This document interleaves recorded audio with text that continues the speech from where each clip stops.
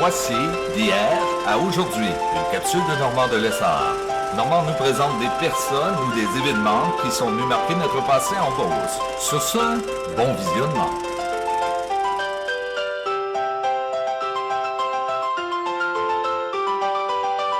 Allô tout le monde, ici Normand de Lessard et bienvenue à une autre capsule d'hier à aujourd'hui.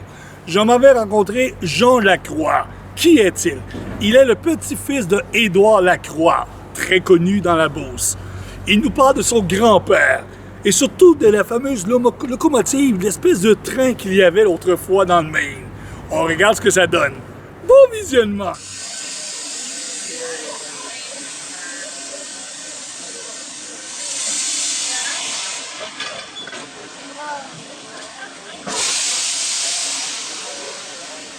Jean Lacroix de Saint-Georges, bonjour. Bonjour. Comment ça va? Moi, ça va très bien. C'est un honneur de vous rencontrer. Oui, bien, ça me fait plaisir. Monsieur Lacroix, on va parler de vous pour commencer. Vous êtes le fils de qui? Moi, mon père, c'est Henri-Louis Lacroix, fils d'Édouard. Édouard Lacroix, ça me dit quelque chose, ce nom-là? Oui, c'est l'entrepreneur forestier connu dans le Maine et en Gaspésie.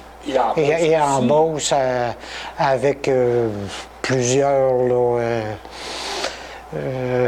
industries. Quand on parle souvent de la maison Lacroix, dit-il, on parle du boulevard Lacroix, c'est vraiment cet homme-là qui est Édouard Lacroix.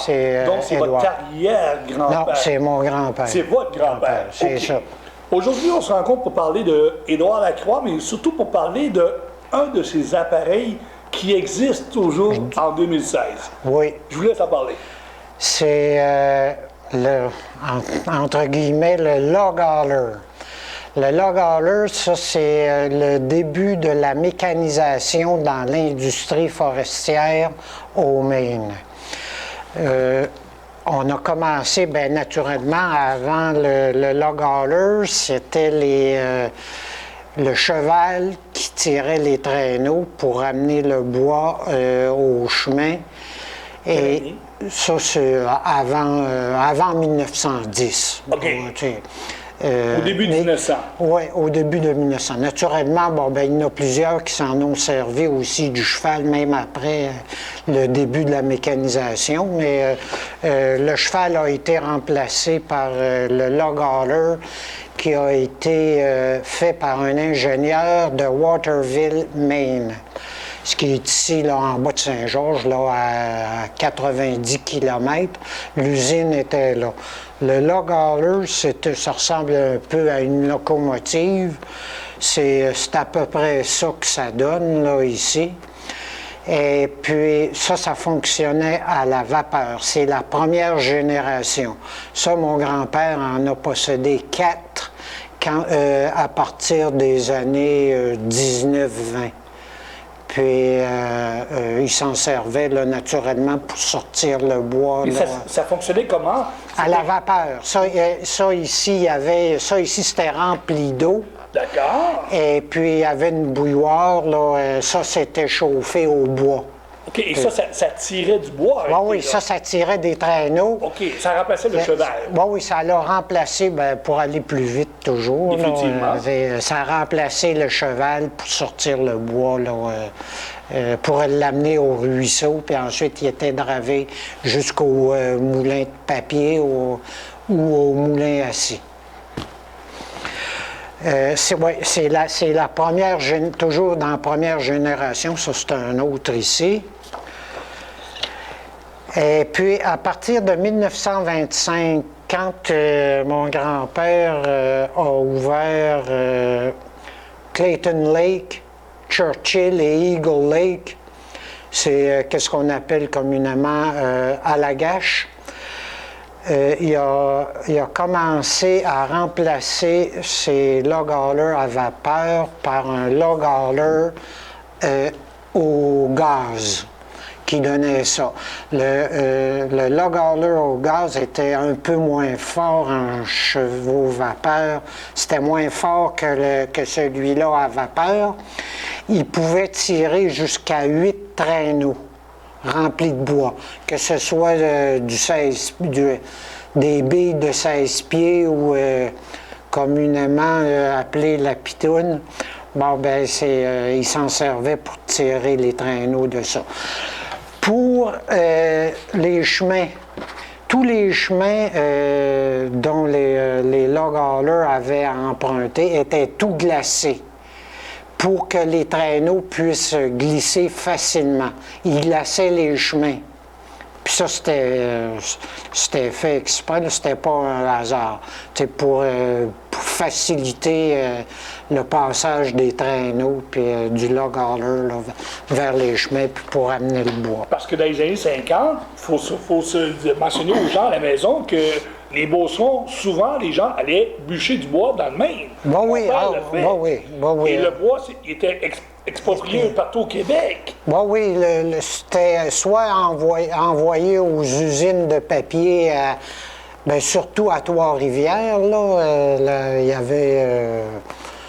avait le Domtar ou en tout cas la Wayagamac, là, les usines de papier. Mais les plus grosses étaient dans le Maine, c'était la Great Northern Paper. Moi, mon grand-père, tout son bois là, de pulpe était acheminé, coupé dans le Maine, là, je parle, était acheminé à la Great Northern Paper à Millinocket, le moulin de Millinocket. Ça, c'était dravé là, à partir de ces chantiers, là, puis c'était dravé à partir des lacs, puis c'était acheminé au moulin de papier sur la rivière Penobscot. Donc, il a fait de la drive, comme on dit. Bon, oui, on fait la drave là, tout le long, là, même sur la rivière Saint-Jean, puis la Penobscot. Est-ce qu'il l'a fait sur la Chaudière? Non, la Chaudière, ça, c'était... C'est une autre compagnie qui l'a fait dans le temps. C'était réservé à deux compagnies. C'était la John Breaké puis la Bond Corporation. Ah, c'est bon. Il n'a jamais pu... je pense qu'il n'a jamais pu avoir de droit de coupe autour de la rivière Chaudière. C'était réservé aux compagnies anglophones, là, si je ne me trompe pas. C'est pour ça qu'il est obligé d'aller... sur la côte du Sud ou dans le Maine, là, parce qu'il n'y avait pas de concession forestière. Ça appartenait aux Américains puis aux Anglais. En 2016, est-ce que son appareil qui avait l'espèce de locomotive, comme on dit dans l'anglais, le nom encore une fois? Le log hauler. Le log hauler, est-ce qu'il existe aujourd'hui? Oui, ça ici, c'est le tracteur numéro 6. Oui, comme on l'a vu. Les Américains l'ont récupéré à Daqua, Maine. Il était dans un hangar jusqu'en 1966-67. Et puis, ils l'ont amené à Bangor pour une restauration. Et puis, après une restauration, c'est ce que ça donne ici. Puis ça, ce log hauler-là, à la gasoline, il est au Musée du Maine à Augusta.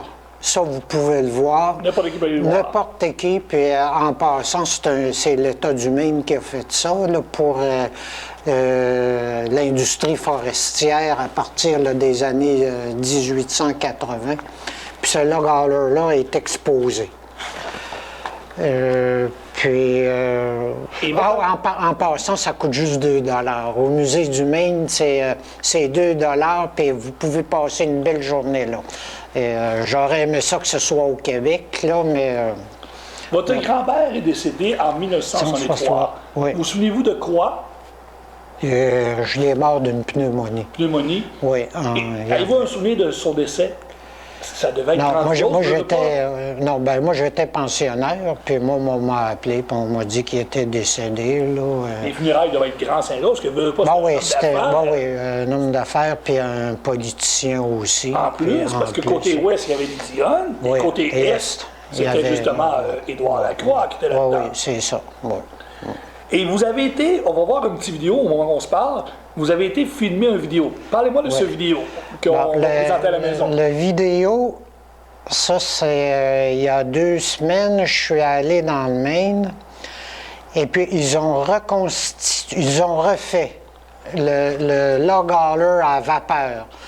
Ils sont allés le chercher, il était sur les bords de la rivière Saint-Jean, sur le bord d'un ruisseau qu'on appelle Noel Brooks.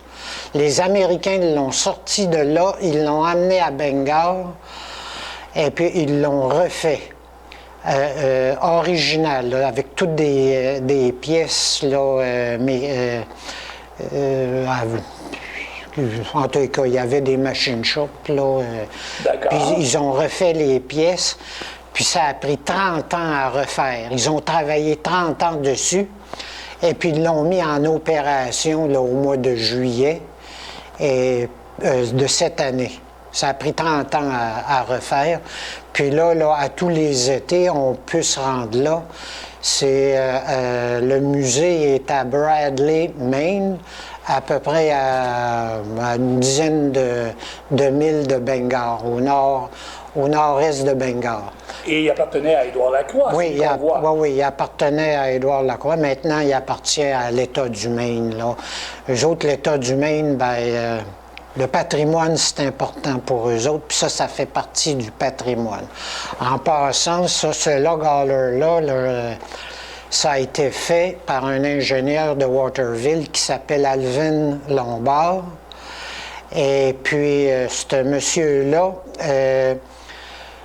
il a tout vendu ses patentes, là, qu'on appelle, ou ses brevets, à la compagnie Caterpillar, qui aujourd'hui se sert de ses patentes pour faire ses tracteurs. C'est Caterpillar qui a ça. Et puis, mon grand-père, c'était un ami de M. Lombard, puis ça a été le plus gros client de Lombard là, pour les log hollers. J'ai répertorié 19 log hollers dans sa flotte qu'ils avaient dans ses opérations. Là, il n'avait jusqu'à 19, mais on m'a dit qu'il avait monté à 23, mais je ne suis pas capable de trouver les 4 autres qui manquent. Les 19, ça, je les ai, là, voyez, ici, ça, c'est une partie de sa flotte, mais elle est au gaz, celle-là. Il a conservé quand même un peu là, à la vapeur, là, mais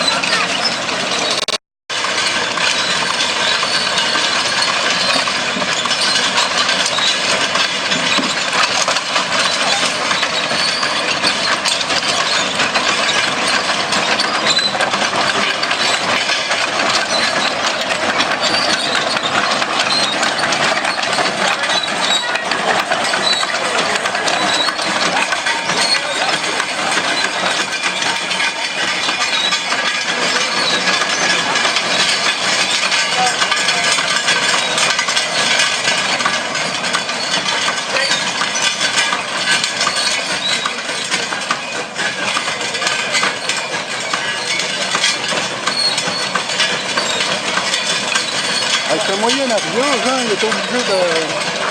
C'était pas que la patente, ça, hein? Hey, il était obligé d'avoir un gars en avant pour... Ah oui.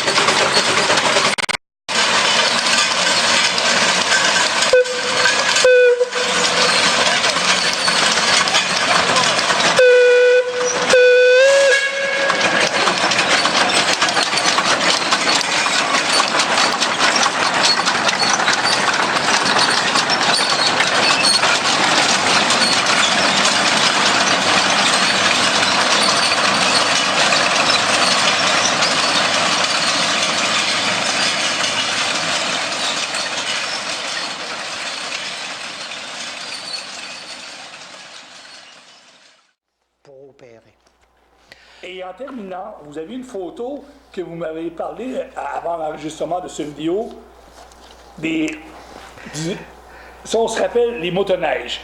Expliquez-moi ce que vous m'avez raconté avant, je trouvais ça vraiment intéressant. Bon, on parle souvent dans les motoneiges, c'est Bombardier.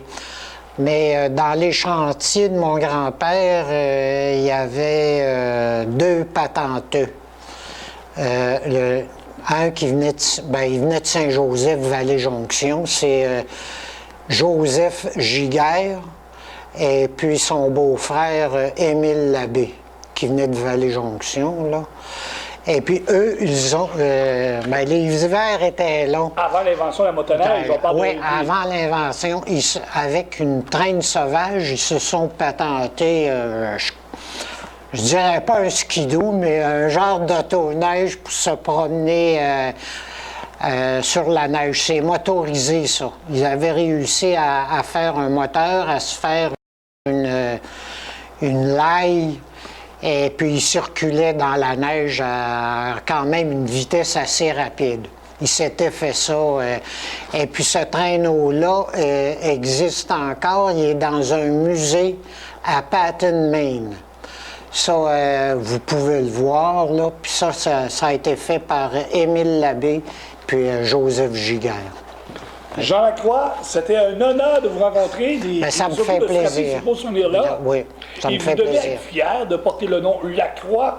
Ben oui, c'est toujours une fierté, là. Quand vous allez à l'extérieur, vous dites que vous êtes un Lacroix. Est-ce que les gens associent dans le Maine, Lacroix? Nous autres, dans le Maine, ils savent, pas moi, là, mais ils savent qui était Édouard Lacroix, parce que il a été qualifié le dernier des grands barons du bois. Oh! Dans le Maine. Ces opérations forestières, c'était grandiose. Là. En tous les cas, c'est ça. Puis son nom, dans le Maine, tout le monde sait qui était Édouard Lacroix. Là. Tous ceux-là qui sont reliés à l'industrie forestière, ils le savent. En Beauce, en tout cas, c'est un nom qu'on n'oubliera jamais. Édouard Lacroix. Merci, M. Jean. Moi, ça me fait plaisir.